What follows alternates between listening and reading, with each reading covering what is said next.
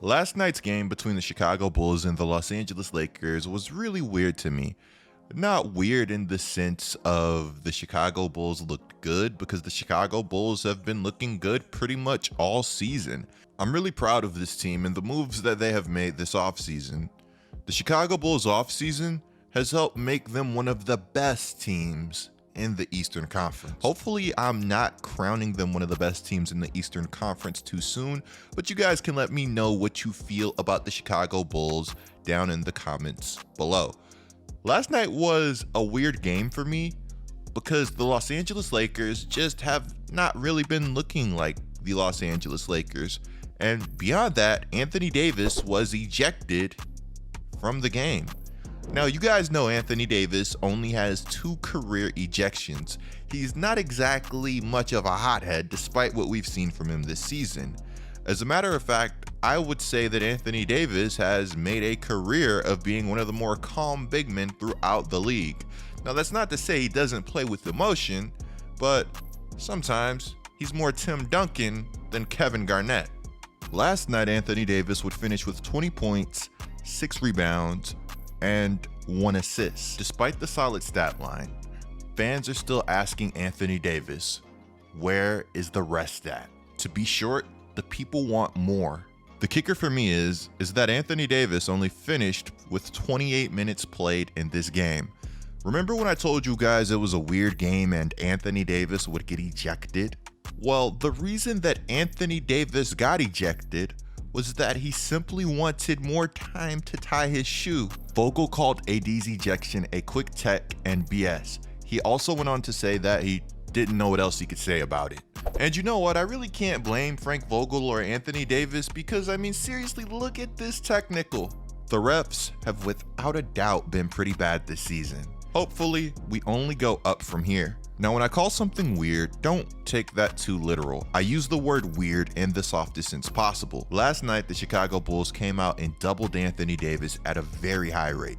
Anthony Davis was doubled 15 times. That's the most that AD has been doubled since arriving in Los Angeles. It was a very aggressive game plan that honestly worked out. You see, Anthony Davis is an absolute dynamo on the offensive side of the basketball when he wants to be.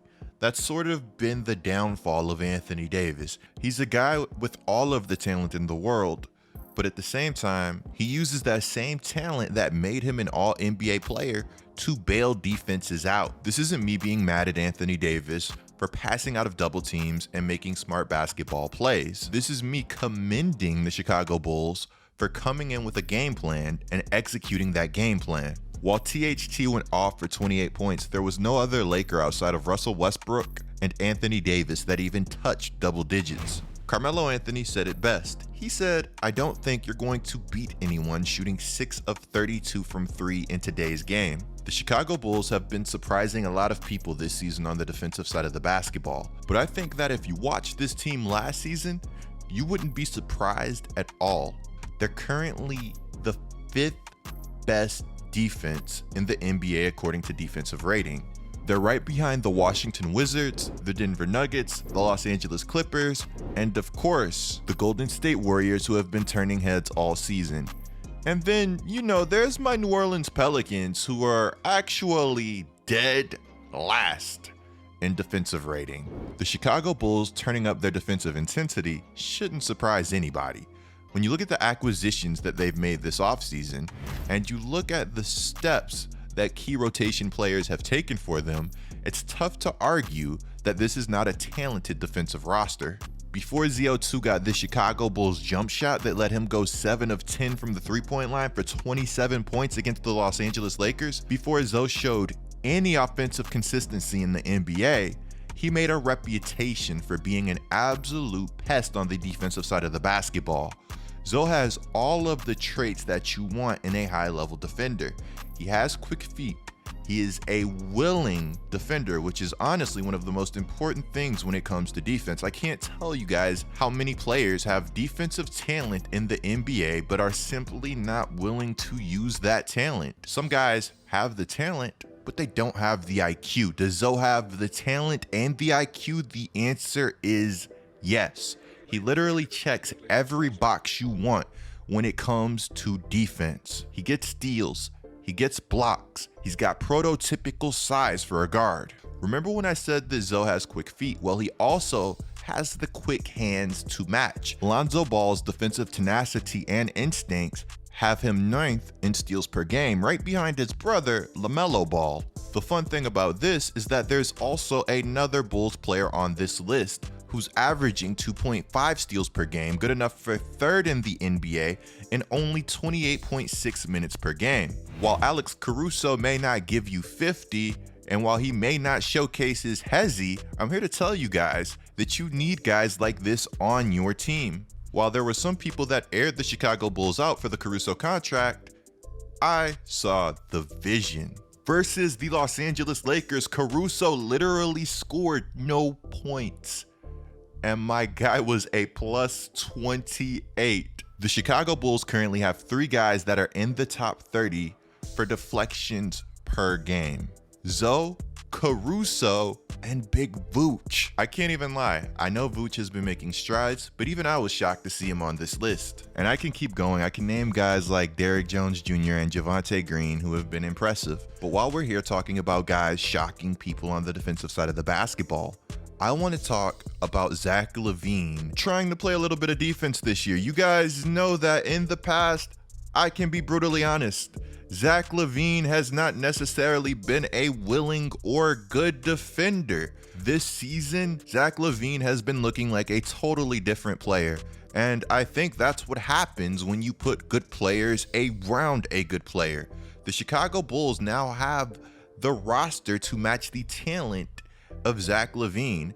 When you get good guys, when you get good players, the rest will sort itself out, and the talent like Zach LaVine will really start to show you what a talent like Zach LaVine can really do. I've seen some people say that Zach's time with Team USA was the catalyst for Zach's new mindset. While we're on the topic of defense, how in the world do you stop Zach LaVine when he is doing this on the offensive side of the basketball? Clippers have a foul to give, so does Chicago. LaVine, 7 threes for Zach LaVine. That is a cold-blooded shot from Zach LaVine. And while we are on the topic of scorers, I'm going to sit here and try really hard to not compare DeMar DeRozan to Michael Jordan. Chicago fans are either going to hate me or love me after this video. But I mean, on a serious note, comments, chat, everybody, let's give DeMar DeRozan his flowers.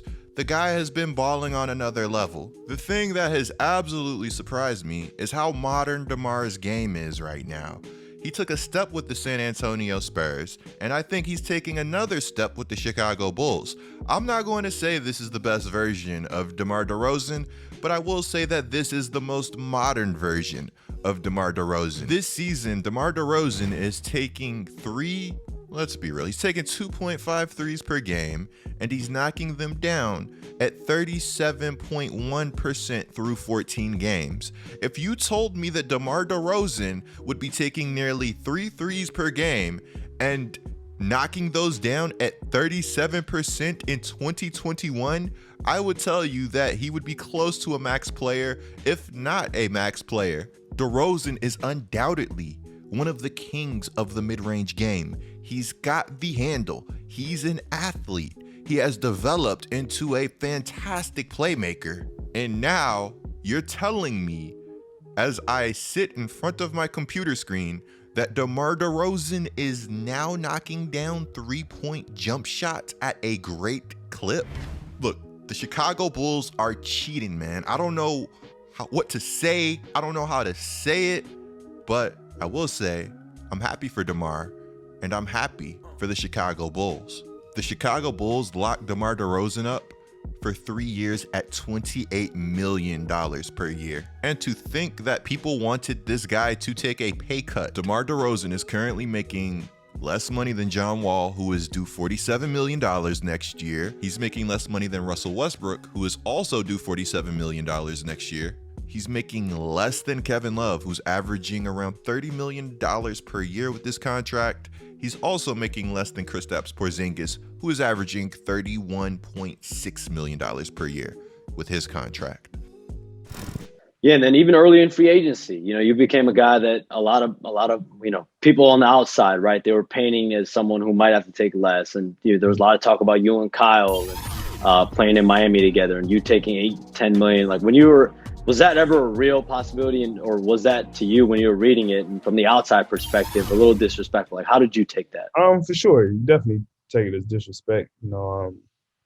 Definitely take it as disrespect. But you see all the crazy stuff going on. You can't just jump out there and be like, nah, I'm not doing that. I'm not doing that. You just got to kind of trust the process in the business of everything you was going through. And Chicago was always a team that was on my radar in free agency and everything. So I knew my whole approach the whole time, and but you do get frustrated through the whole process of things.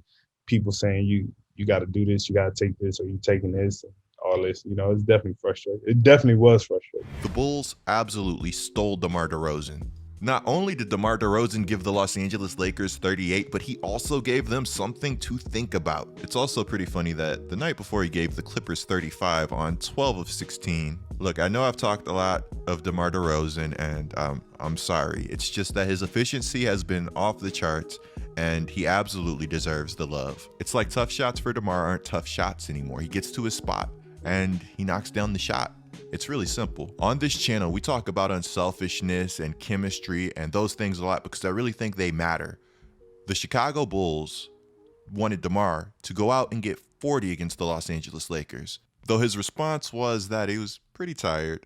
You have to love Shy City's intentions. Let me know if you guys think that this Chicago Bulls team is for real or for fake down in the comments below. Clicking the video on the screen right now is a great way to support my channel. I'm Get Like Coop, bringing you guys the scoop until our next upload.